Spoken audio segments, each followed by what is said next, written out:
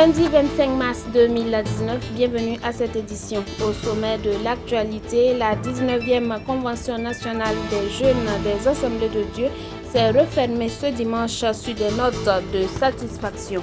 Aussi, la Convention annuelle des jeunes des églises de la mission apostolique du Burkina Faso s'est refermée hier dimanche également. Les échos de ce culte de clôture dans quelques instants avec Odette Zangena.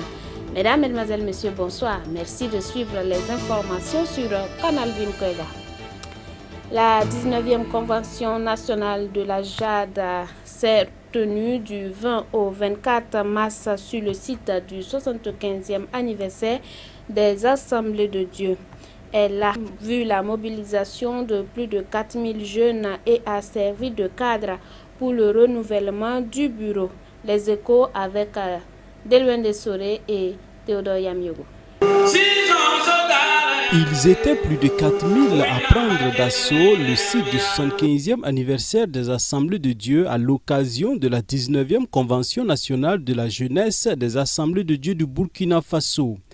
Venus des quatre coins du Burkina, ces jeunes issus des Assemblées de Dieu ont consacré 4 jours à l'étude de la parole de Dieu autour du thème tiré du livre d'Ésaïe au chapitre 58, à savoir « Réparez vos brèches afin que sa gloire apparaisse ». Vous savez, depuis le jardin d'Éden, lorsque le péché est entré dans le monde, les relations humaines ont été affectées. Et étant affectées, ça a créé des brèches. Et c'est le Seigneur lui-même, par le prophète Ésaïe, qui a interpellé son peuple de réparer ces brèches.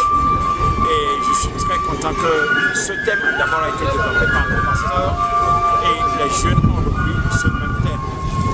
Le mot que j'ai à l'endroit de la jeunesse, c'est vrai que nous avons pris des résolutions, mais nous ne sommes pas parfaits. Nous sommes des imparfaits que Dieu est en train de parfaire dans notre marche avec lui. Il arrivera encore des brèches, mais qu'à chaque moment le Saint-Esprit nous interpelle afin que nous puissions vraiment réparer ces brèches. Nous ne pouvons pas entretenir les brèches parce que Jésus est venu démolir les murs de séparation. Les murs de séparation en réalité sont des brèches spirituelles. Donc si Jésus est venu démolir ces murs, nous n'avons pas de raison de reconstruire encore ces murs de séparation qui vont constituer des brèches entre nous. Malgré nos erreurs, malgré nos imperfections, nous sommes appelés à collaborer ensemble, à aller ensemble, à embraser la vision que Dieu a donnée aux leaders afin que l'œuvre de Dieu puisse aller de l'avant. Je crois que Dieu a un plan pour cette jeunesse du Burkina Faso. Et je crois du fond de mon cœur que la jeunesse du Burkina Faso va impacter toute l'Église. Parce que c'est l'avenir de l'Église. Sans jeunesse, pas d'avenir. Vous voyez même dans le monde, les politiciens recherchent les jeunes. Les musiciens recherchent les jeunes. Les activistes recherchent les jeunes. Même les mouvements extrémistes recherchent les jeunes. C'est parce que la jeunesse a une place importante dans la vie de la société.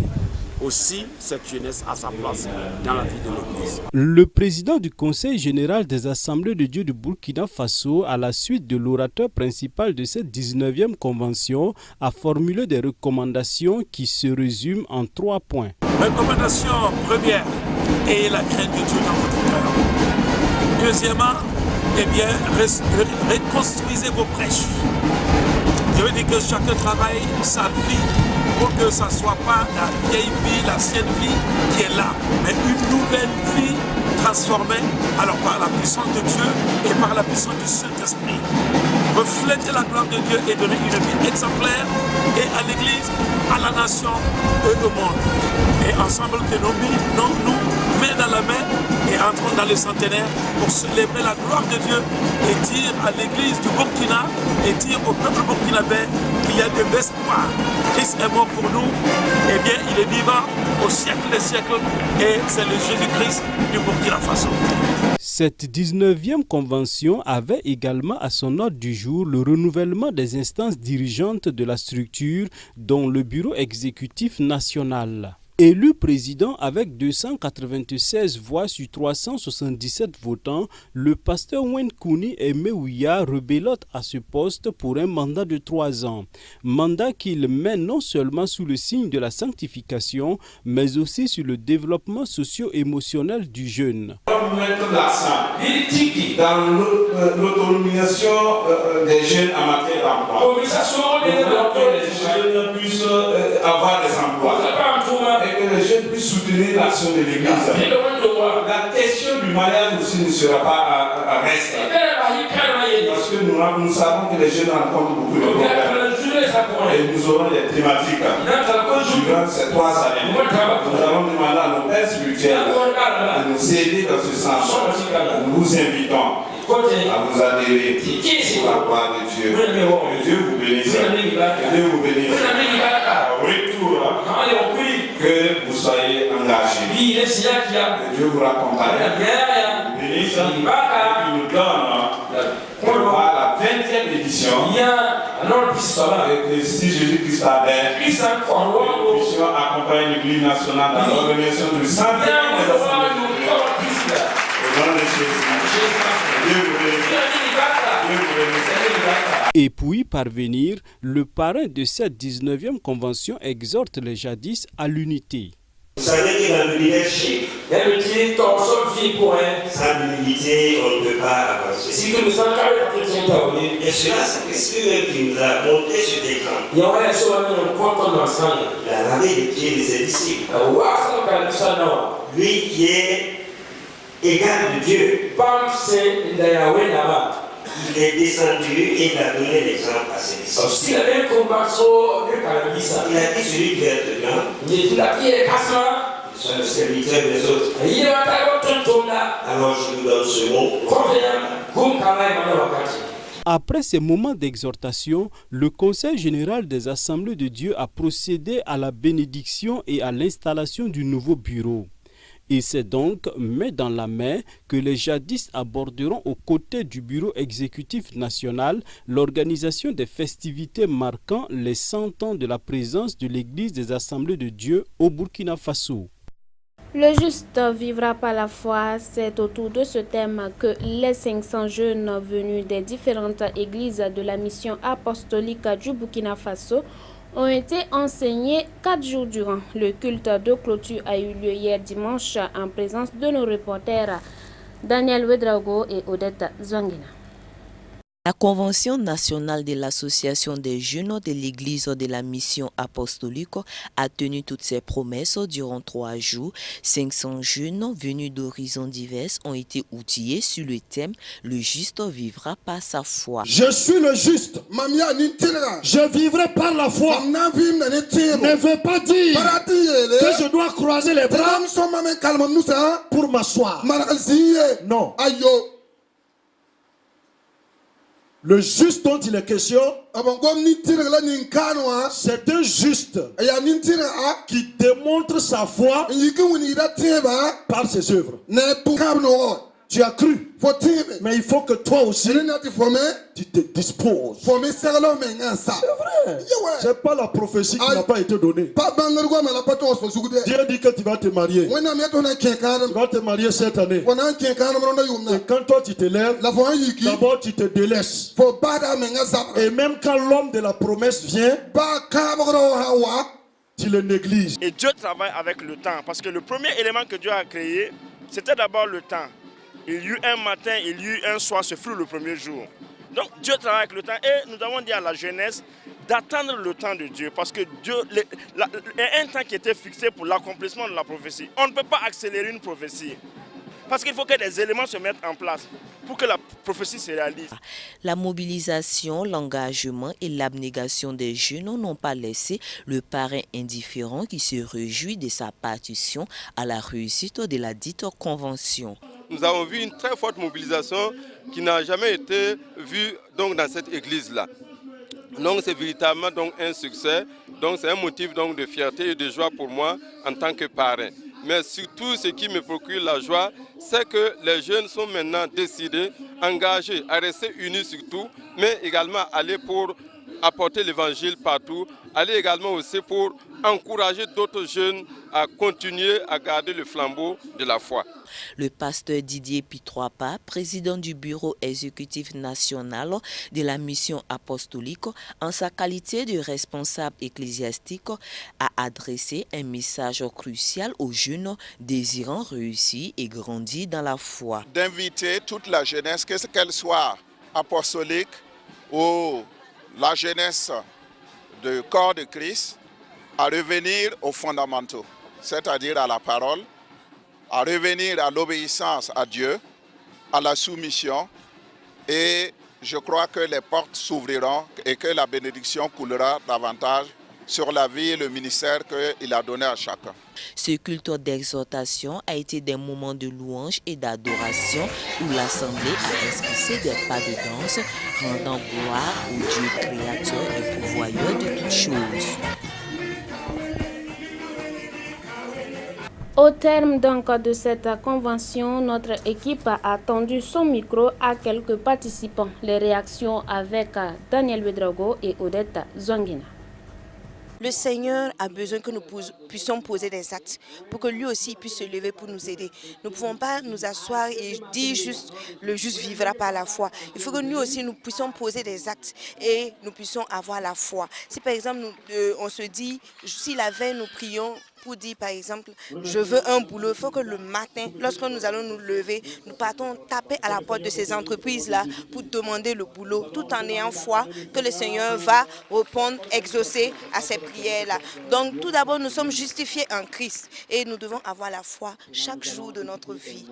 Moi, je m'engage de ne plus me larmoyer, de ne plus pleurer pour des sujets que Christ a déjà accomplis à la croix de Golgotha. Il a déjà accompli notre maladie, notre mariage, notre boulot, la vie de nos futurs enfants à la croix de Golgotha. Donc, nous ne devons plus nous lamenter pour quelque chose qui est déjà accompli à la croix de Golgotha. C'est juste avoir la foi et poser des actes pour que le Seigneur nous aide. Par rapport à ce thème, le juste vivra par sa foi, effectivement, à travers les enseignements, j'ai pu retenir que nous pouvons vivre effectivement par notre foi, mais nous devons mettre en pratique, en œuvre cette foi. Et alors Dieu a déjà promis, et cela maintenant dépend de nous de mettre en pratique ce qu'il nous a recommandé, et Dieu va nous bénir à travers ce que nous faisons. La partie qui m'a touchée, au fait, ça m'a fortifié de plus. J'entendais parler de la foi, mais je ne savais pas comment vivre dans la foi. Donc, je peux dire que Dieu m'a vraiment sauvé dans ça et je vais vivre mieux plus qu'avant. Et je rends grâce à Dieu pour cette convention qui a réellement changé ma vie. Et l'attitude que je vais adopter est que on nous a dit dans l'enseignement que le juste, c'est quelqu'un qui doit avoir la foi. Et la foi aussi, c'est quelqu'un aussi qui doit œuvrer. Et bon, la foi sans les œuvres est morte. Donc il faut se lever aussi pour faire les œuvres, accompagner aussi de la foi, pour que ceux aussi de ma province aussi savent vraiment que le juste vraiment peut vivre par sa foi. Un juste, c'est quelqu'un qui doit, je crois que, qui doit avoir une certaine grandeur de foi en lui. Et aussi, nous devons, un juste, c'est quelqu'un qui doit croire en la promesse. C'est quelqu'un aussi qui doit se préparer, qui doit vivre dans la sanctification pour attendre la promesse et pour que la promesse de Dieu sur lui s'accomplisse. Et ne pas s'asseoir, dire que ouais, bon, Dieu a dit que je serai ainsi, Dieu a dit que ceci, cela arrivera dans ma vie et croiser les bras seulement et ne pas faire d'efforts. Tout autre chose à présent et c'est hors de chez nous. L'accord sur la zone de libre-échange continentale de l'Afrique lancé à Kigali au Rwanda en mars 2018 peine dans sa mise en œuvre. Encore quelques pays ont du mal à signer les conclusions de cet accord. L'accord sur la zone de libre-échange continentale a été lancé à Kigali au Rwanda le 21 mars 2018. Le document historique avait été signé par 44 chefs d'État et de gouvernement africains sur 50 qui étaient présents. Les dirigeants africains s'étaient ensuite donné une année pour assembler des signatures nécessaires pour la mise en œuvre de cet accord. Quelques jours après la date butoir, quelques pays peinent encore à se décider. Le problème n'est pas la ratification des signatures si l'on se base sur les expériences passées. Par exemple, pour la communauté de l'Afrique de l'Est, le plus difficile n'a pas été la ratification du document l'établissant, mais dans sa mise en œuvre. Donc, le seul problème que nous avons, c'est que les aspirations des Africains ne riment pas avec la volonté politique et les discours des dirigeants. Pour lancer l'implémentation de l'accord sur la zone de libre-échange continentale, il faut au moins 22 signatures et selon l'Union africaine, il en manque 7. Selon les experts, le commerce intra-africain est estimé à 16%. La mise en œuvre effective de cet accord pourrait stimuler ce commerce pour atteindre 53% en éliminant les droits d'importation et les barrières non tarifaires. Nous demandons aux politiques de voir plus grand. Il faut qu'ils se souviennent que le secteur privé est le pilier de l'économie. Et on ne pourra jamais prospérer sans que l'on puisse faire les affaires entre nous en tant qu'Africains. Donc, ça ne sert vraiment à rien de protéger les intérêts politiques quand l'économie est mourante.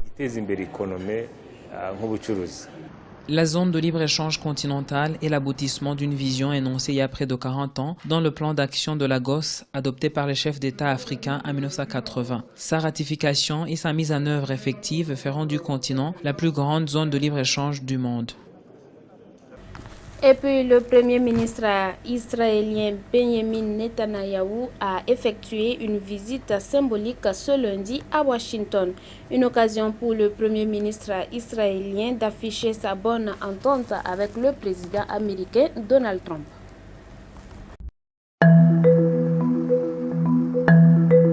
Sur le tarmac de l'aéroport de Tel Aviv, Benjamin Netanyahu part pour Washington pour une visite hautement symbolique. אני הולך לדבר עם הנשיא טראמפ על הגולן, על הצהרה ההיסטורית שלו, על סוריה, על המשך הלחץ על איראן, על תוספת הסנקציות שהם כבר הוסיפו ויוסיפו, על שיתוף הפעולה הביטחוני והמודיעיני בינינו שהוא חסר תקדים. Reçu à la Maison-Blanche ce lundi, Benjamin Netanyahu souhaite afficher sa bonne entente avec Donald Trump, qui doit reconnaître officiellement la souveraineté d'Israël sur le plateau du Golan syrien.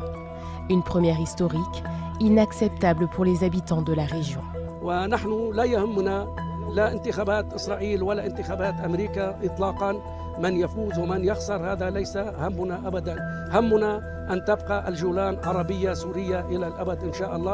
À 2 semaines des élections législatives anticipées du 9 avril, l'enjeu de cette rencontre est aussi intérieur. Benjamin Netanyahou est en baisse dans les sondages, englué dans 3 affaires de corruption. Nous parlons une fois de plus de visite. Dans ce journal, le président chinois Emmanuel Macron a reçu ce lundi son homologue chinois. Une rencontre cruciale qui prône le multilatéralisme selon Emmanuel Macron. C'est une rencontre privée qui vise à afficher les bonnes relations entre la Chine et la France. Un dîner qui doit aussi préparer la visite, cette fois officielle, de Xi Jinping ce lundi à Paris. Mais derrière les sourires et les poignées de main répétées, c'est une rencontre cruciale qui se joue. Cette visite doit renforcer le partenariat stratégique et affirmer le rôle de la France, de l'Europe et de la Chine en faveur d'un multilatéralisme fort, comme l'a indiqué le président français dans un tweet. Car Emmanuel Macron compte bien prendre la tête d'une révolte contre l'offensive diplomatico-commerciale de Pékin en Europe. Les ambitions de la Chine sur le continent sont immenses, d'autant plus que l'Union européenne n'a pas de ligne politique claire face à Pékin. Le pays y investit ainsi massivement dans des secteurs clés comme le port du Pirée en Grèce ou encore le fournisseur historique d'électricité portugais. Dernier pays en date à avoir succombé au charme chinois, l'Italie, dont le gouvernement vient d'adhérer au projet d'infrastructures maritimes et terrestres dit des nouvelles routes de la soie. Une ouverture qui déplaît à beaucoup et l'Europe tente de s'organiser. Depuis l'année dernière, on peut dire qu'il y a un peu moins de naïveté de la part de la France, une prise de conscience, non seulement de la part de la France, mais aussi de la part de l'Europe, du danger que risque de faire peser le développement extrêmement rapide de la Chine à l'ensemble du commerce international. Emmanuel Macron a ainsi convié mardi la chancelière allemande Angela Merkel et le président de la Commission européenne Jean-Claude Juncker. Le but, selon le locataire de l'Elysée, réveiller une prise de conscience et défendre la souveraineté européenne. Mais rien n'est joué. Si une position commune est trouvée mardi, rien n'indique que les autres pays membres la suivront. Le dernier élément de cette édition, en Thaïlande, le parti de la junte au pouvoir arrive en tête des élections selon les premiers résultats du scrutin présidentiel. C'est une première étape pour Prayut Chan-o-cha. Selon des résultats partiels, le parti de la junte au pouvoir arrive en tête des élections législatives avec plus de 7 millions de voix. Mais il est encore trop tôt pour crier victoire. Le processus de dépouillement n'est pas terminé. Et des soupçons de corruption pèsent sur l'élection.